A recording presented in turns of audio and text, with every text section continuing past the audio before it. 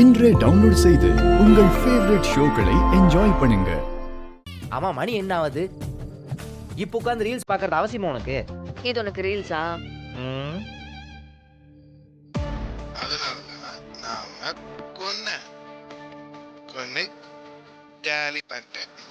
இது அந்த கோர்ட்ல போட்ட வீடியோ தானே? இந்நேரத்துக்கு எதுக்கு இது உட்காந்து பார்த்துட்டு இருக்க? அந்த வீடியோ ஒரு தடவை தெளிவா பாரு.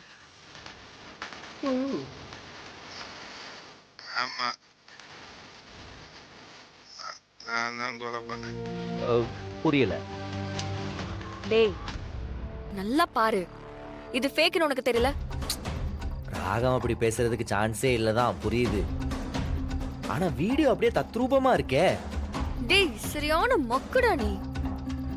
ஏய், மாக்கு குண வச்சனா பாரு.